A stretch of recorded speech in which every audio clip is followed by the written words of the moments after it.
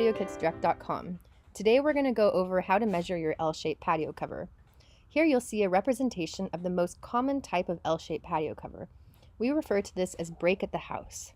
Break at the house means that the change in dimension occurs along the house, wall, or eave. The first dimension that you're going to want to go over is the projection.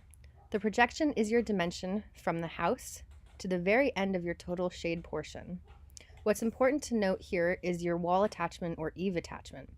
If you're attaching to the wall, you'll want to start your dimension measurement from the wall, projecting to the very end of the total shade. If you're attaching to the eave, you'll want to start your projection dimension from the eave out to the very end of your total shade portion. The black line here represents your 3x8 header beam.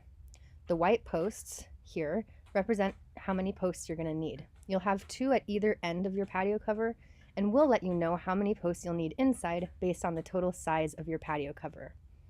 It's important to note that your post will sit back about 1 foot from the side of your patio cover, and your beam will sit back about 1 foot from the front of your patio cover as well. Now, what's unique about L-shaped patio covers is that we'll need a few more dimensions from you in order to give you an accurate quote. We'll need to know the length of the left-hand portion. We'll need to know the length of the right-hand side. We'll also need to know how far it sets back. If you can provide these dimensions to us, we'll be sure to get you an accurate price. Some customers choose to send us a drawing or a quick sketch.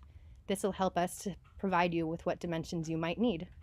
At PatioKitsDirect.com, we're here to help you design your custom patio covers and look forward to designing your L-shaped patio cover with you. Thank you and have a great day.